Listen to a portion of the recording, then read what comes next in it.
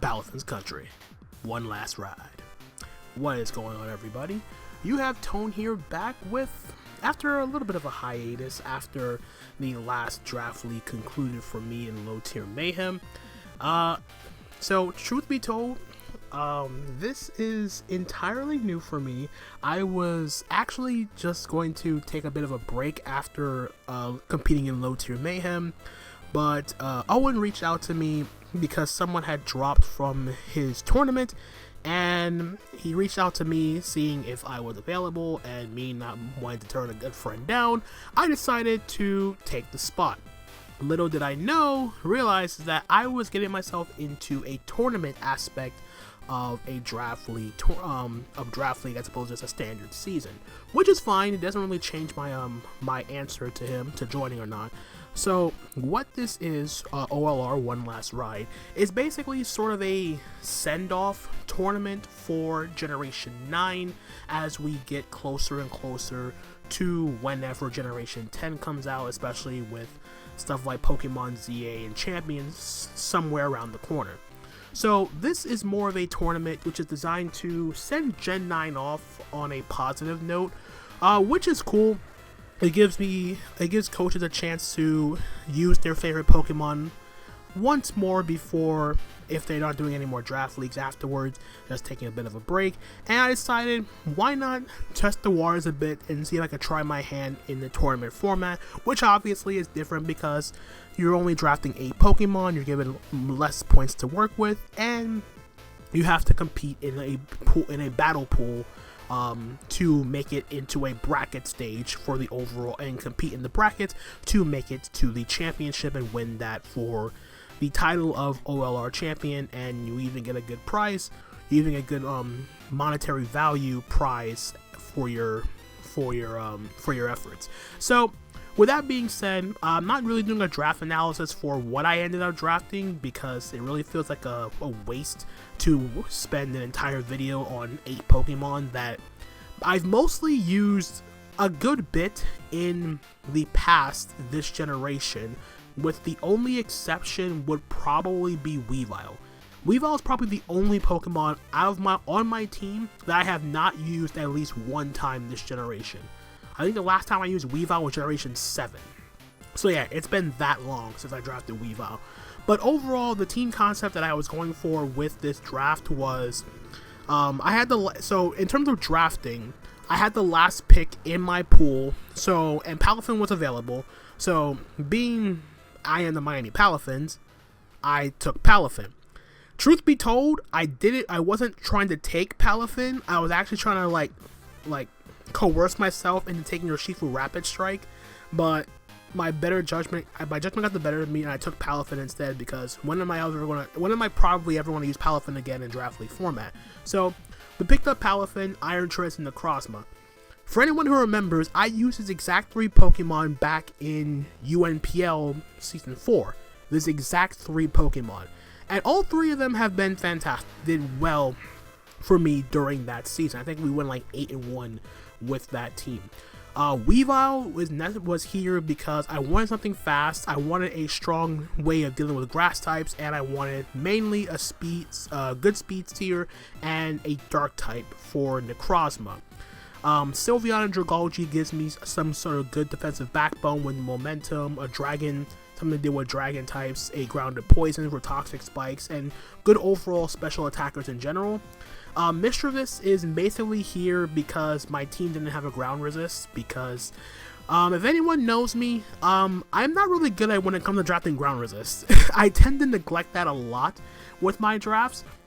But the other thing that Mischievous does provide my team, as well as a ground immunity, spin blocker being a ghost type, but also gives my team something with memento, so I set was like Necrozma, it's a lot easier. And then of course, pretty much one of my favorite mons to use in Generation 9 has definitely been Hisui and Lilligant, specifically with Terra.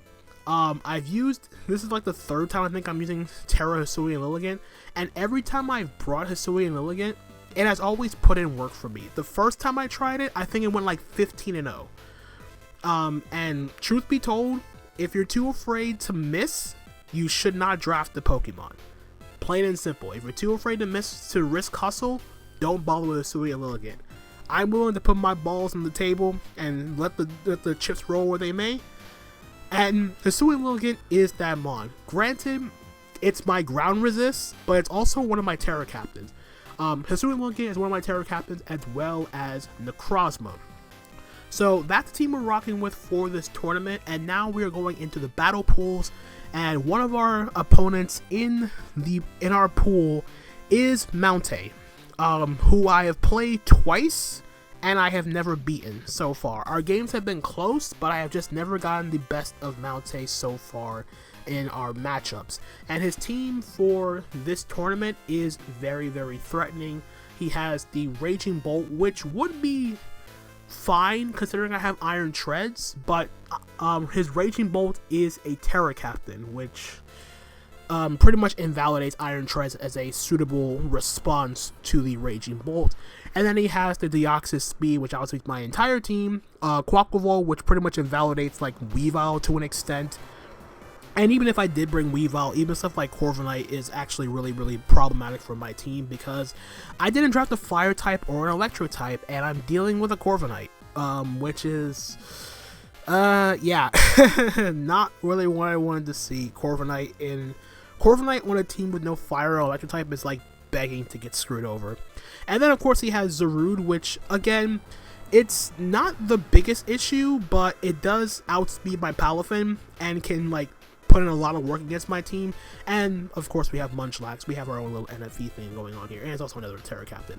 But the other thing to take into account is his offense is very scary, and his defense is very, very annoying. Mainly putting Clodsire and Corviknight aside, the other main thing I have to worry about actually is going to be that Sableye, because spoilers, I'm not bringing Weavile. As much as I probably could have brought Weavile, the team that I built for this matchup just didn't really have a place for Weavile to fit into this team. So with that out of the way, let me just jump right into the team and get on with the show. So first off, we have our Necrozma. So we have Calm Mind, Photon Geyser, Terra Blast, Fairy, and Heat Wave.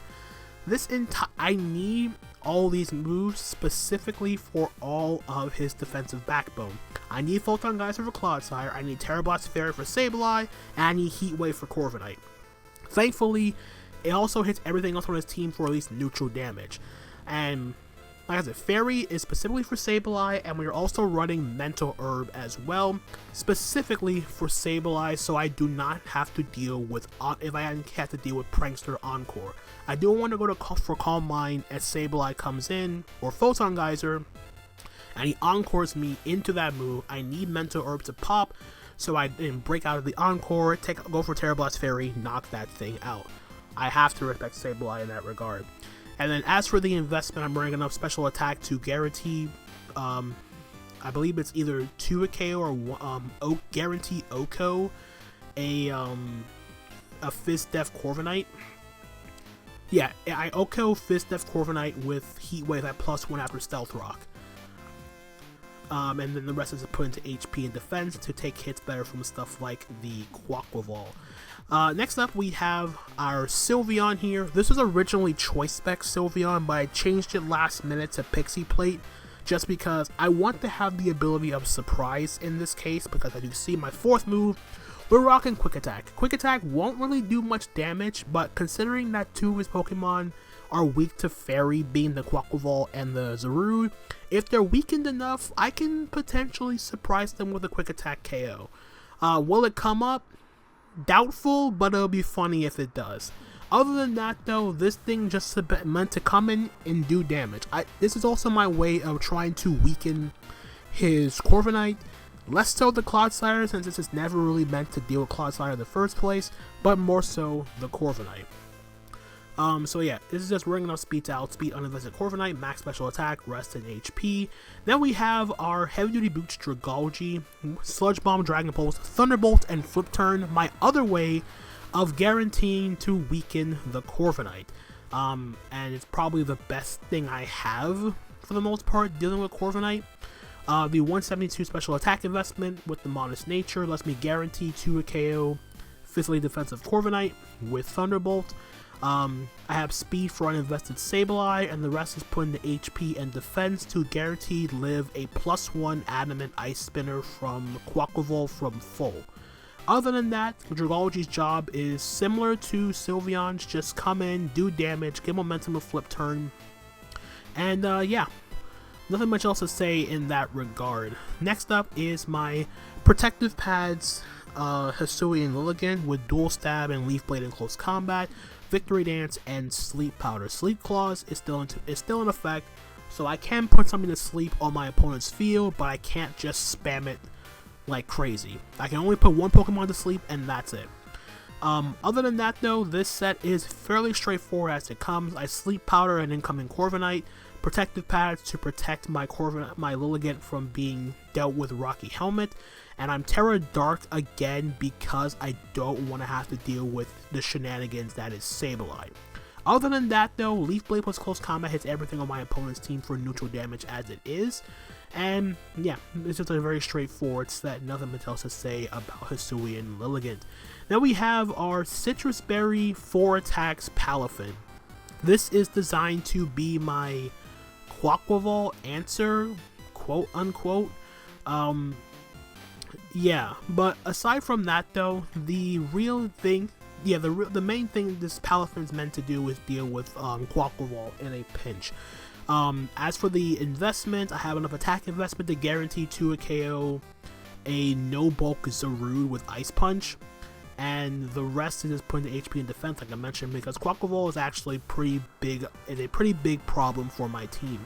And then I have Citrus Berry here for recovery in a pinch, and it also pairs up very, very nicely with acrobatics, especially considering that both the Quaquaval and the Zarude are both weak to flying.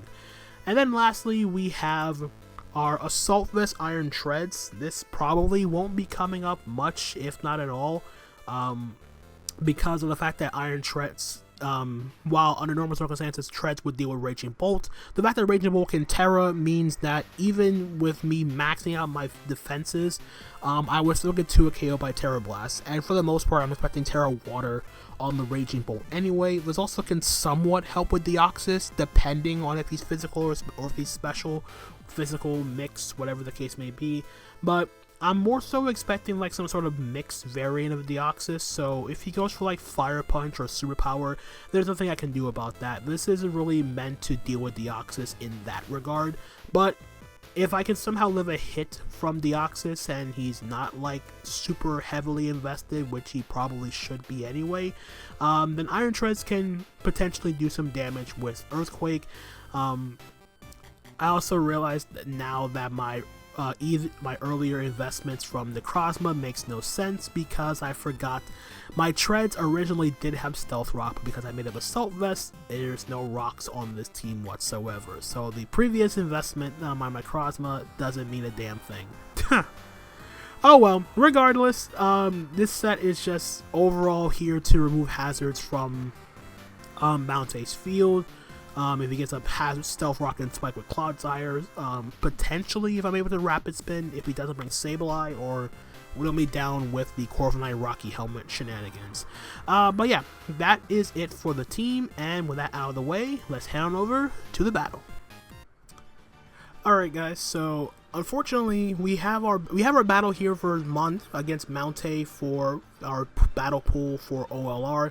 Unfortunately, this is going to be a post-com because unfortunately at the time of me recording this, my recording software started acting up and I couldn't record my side of the battle. But thankfully, Mountaih was nice enough to hand me his side of our battle, so I'm just going to like narrate over it as best as I possibly can. So we see what Mountaih ended up bringing. He brought everything except, so he didn't bring Sableye and he didn't bring Munchlax. Everything else I pretty much expected, but not having to deal with Sableye is really, really good here. So I ended up leading off on my Palafin just to get it online. I'm going to switch out here as he led up with Zarude. We're going directly into Lilligant as he knocks off my protective pads, which does kind of suck.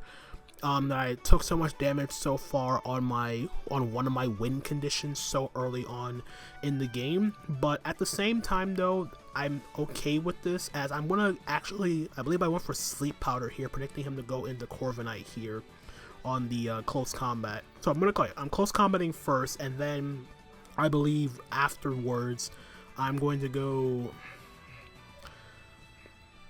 So I close combated first. Like, I have to bear with me, guys. It's been a while since I played this game, so I'm gonna sleep powder here, just because, like, at this point in the game, my Lilligant's not really gonna be able to set up in any capacity. So I'm gonna set up now, just because I got the Lilligant asleep, the Corviknight asleep, and I figure if I'm gonna take out the Corviknight now. If I'm going to take out the Corviknight, it would be my best chance to do it now, because I already lost my protective pads, so I take Rocky extra damage for no reason. And if I'm able to, at the very least, outspeed the Deoxys, which I do at +1, I can maybe get something going here, and I just have to hope the Deoxys doesn't have, like, extreme speed, or hope the Quaquaval doesn't have Aqua Jet in this sense. But he's going to end up switching out here. He's going to go directly into his Clodsire, so I'm thinking he's going to be unaware. Him being unaware or water absorb was kind of like iffy. So what I ended up doing here is, I'm pretty sure I went for close combat again. And the reason I went for close combat again this turn was in case he wanted to double back into Corviknight to make me take more Rocky Helmet damage. Just in case. So he's going to stay in here. He's going to recover. So I'm thinking the fact that he went for recover here does make me think that he is indeed unaware over the water absorb, which was an interesting choice. I thought he'd definitely be water absorbed because I had a way of bypassing unaware with my Necrozma, but he decides to stay in and try to get up a layer of spikes. So we are going to take out the Clodsire here with our Sui and Lilligant, as we thankfully do not miss any of our attacks. So he's going to go into Deoxys speed now, and I'm thinking, well, hopefully he doesn't have extreme speed, but he did. So our Lilligant's going to go down here, which is okay. Like, I wasn't really in a position where I was going to come back in and set up anyway, especially considering that spikes are still up. But I bought the Corviknight asleep, which is good, for at least my Palafin.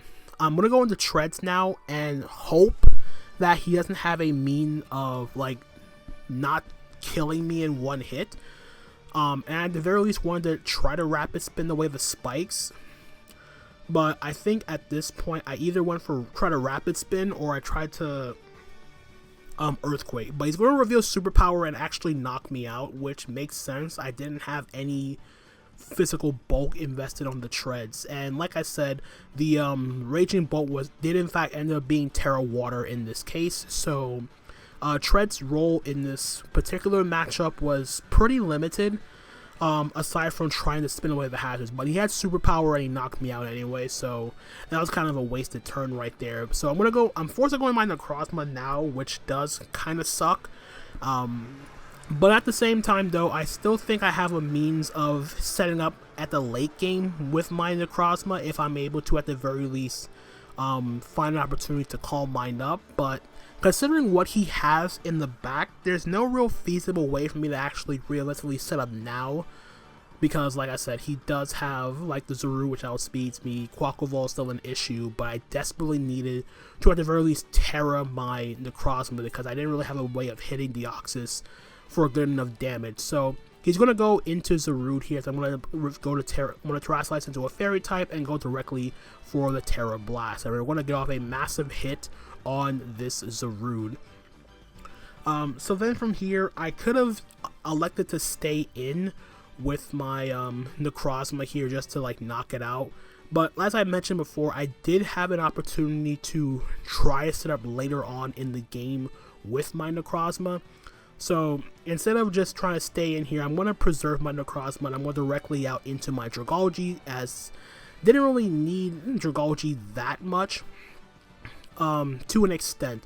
But I figured it was the safest play for me to make to go directly into my Dragalge, as he's going to go for the Petal Blizzard. So now at this point, I'm thinking he cannot knock me out with knockoff here. And I really want to get the Corviknight, so what I'm going to do here is I'm going to go for Thunderbolt here, because I felt like at the range of HP Zaru was at, Thunderbolt would take it out. So we are going to get the prediction correct here, as he do get the Thunderbolt correct on the incoming Corviknight. Corviknight's going to wake up and go for the Roost, so I'm just going to start spamming Thunderbolts here. And we are going to thankfully get a Para on the Corviknight as well, which means I am going to be able to outspeed it and knock it out if he decides to stay in. His Clodsire is gone, so he doesn't have a means of taking this Thunderbolt unless he goes directly into Raging Bolt.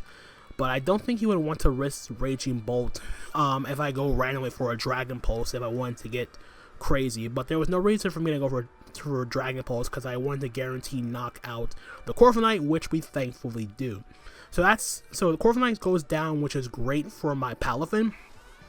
But now the issue becomes the Raging Bolt, because I don't really have a mean of realistically dealing with this in a sense, because I lost my ground type and Volt Switch is super free into my team. And yeah, Raging Bolt is, like I said, is a very massive problem for my team with me losing my treads. So I want to make the switch out here. I'm just going to go directly into Sylveon, try to at least like not force the dragon move. So he's going to Terrasilize here. I'm going to reveal a Terra Water. And because I don't have my treads anymore, Volt Switch is just super free into my team. So he's going to Volt Switch. He's going to go out into, I believe he went into the Zarude here, just trying to do as much, trying to do as much damage as possible to my, just try to knock out my Sylveon here. But I figured Zarude was low enough. I figured at the very least, let me at least try to catch him off guard here, and I'm going to actually reveal Quick Attack on my Sylveon, as realistically I don't have a switch in that I really want to go to with my on my team for this Zarude. So I'm going to just go and stay in, go for Quick Attack, and we are going to thankfully knock out the Zarude. So Zarude is down. So now he knows I have Quick Attack, which does suck, but at the same time though, I'd rather guarantee knock out the Zarude than having to take massive damage for no actual reason. And here he's kind of stuck in a bit of a predicament because my Sylveon still has a decent amount of HP, and I don't think he had anything on his team that could realistically knock out Sylveon from the range of HP it was currently at. And for the most part, for all he knows, I could just be fully defensive Sylveon with Quick Attack, which obviously I'm not. So from here, I'm going to actually go for, I think I went for Draining Kiss this turn on the Deoxys. And the reason why for Draining Kiss this turn over going for Hyper Voice was basically just due to the fact that he's going to go for Psycho Boost here, almost knock me out, and I felt that Draining Kiss would be enough to kill it, but unfortunately it didn't. And the other reason why is I wanted to try to get as much HP back as possible, because I also wanted to have a backup means of dealing with the Quaquaval and the Raging Bolt. More so the Raging Bolt than the Quaquaval. I still felt okay with against Quaquaval because I still have my Palafin in the back. But unfortunately we don't knock out the Deoxys with the Draining Kiss. And yeah, our Sylveon's going to end up going down to the extreme speed just to avoid him taking a Quick Attack. So from here, I'm like kind of in a rough spot here because no matter what I do, I'm kind of like in a rough patch here because I don't really have a realistically good switch in. So I'm going to end up going out into my Dragalge, which I really didn't want to do because this is also my other way of sort of dealing with Quaquaval in a pinch. But I figured if Palafin's healthy enough for Quaquaval, then I should be fine. The main issue then becomes the Raging Bolts in the back. But I figured if I could still find a way to set up a Calm Mind with my Necrozma, I should still be okay versus that thing. So what I want to do here is I'm going to end up going for Flip Turn here because no matter what, he's just going to knock me off. He's going to knock off my Heavy Duty Boots, which is fine. He's going to die to the Life Orb Recoil, as he already wore Psycho Boost, so -2 Psycho Boost wouldn't have knocked me out. So I felt like Flip Turn was at the very least the safest option at that point, just for the momentum purposes. So, but the other issue is I would have, no matter what I Flip Turn into at that point, Raging Bolt just comes right back in. So he's going to go into Quaquaval now. And at this point, I'm like, well, I don't really have my best answer to this Quaquaval. Like, I could just go into Palafin on the Quaquaval, but at the same time, I couldn't like risk him like close combating on a prediction. So I am going to let my Dragalge go down here to get the free switch into my Palafin. So I figured at this point I should be okay, but there's also a massive problem, and the problem is I still have an item on my Palafin. I guess realistically speaking, I should have gone into Palafin on the Ice Spinner just to preserve my Dragalge sack on the Raging Bolt. But again, my thought process at the time was I couldn't risk him like going crazy and clicking like close combat or whatever. So I'm gonna instead pull a double into Necrozma on the incoming Raging Bolt, and I figured this would be my best opportunity to at least try the Calm Mind, because at this point, the main thing is if I could take out the Raging Bolt with Necrozma, then I can potentially win in the end game with my with my Palafin, because if Raging Bolt's gone, Quaquaval cannot break past this plus Palafin. But I'm going to go for Calm Mind here. He's going to unfortunately reveal that he had Roar instead of Calm Mind himself, which is a massive, massive blow for me because, well, it means that I should have just attacked the Raging Bolt instead of setting a Calm Mind there. But to be perfectly honest, there was no way for me to guarantee no that he would have Roar over any other move. And now I'm just stuck in this proverbial loop where I'm forced to go back into my Necrozma and he just gets a free Volt Switch. I'm now essentially in range of Quaquaval now, no matter what, and I'm just like stuck in a never-ending cycle where I can no longer win with my Necrozma, and he can just go for he can just freely Wave Crash my entire team, and I felt like I definitely needed my my Palafin at this point, so I decided to sack off my Necrozma instead of going directly into my Palafin. I figured there was at least some chance if I had the ability to get damage on the Raging Bolt as opposed to Calm Minding, but again, me not knowing that he had Roar was just like, I guess, the biggest thing for me in the long run, because if I had went into Quaquaval on the Wave Crash with my Palafin, my Citrus Berry would have popped, and if he went into Raging Bolt would have to eat Acrobatics no matter what. But at the same time though, I think I still guaranteed loss because because the other thing that didn't really come up was I could have easily just gone for Acrobatics, but the also problem is Raging Bolt also gets access to Thunderclap. So no matter what, I would have just lost the game regardless. But it turns out afterwards that he never had Thunderclap to begin with. So yeah, at that point, it was really, really difficult to me to like bounce back following the blunder with my Necrozma. But at the same time, though, the game was relatively close for all things considered. So we're going to lose our first game 2-0 to Mountaih, GG of course as well. Check them out in the description down below with all the other codes taking part in OLR, and I'll catch you guys for games 2 and 3. So until the next time, guys, this is Tone, signing off for now. Peace out.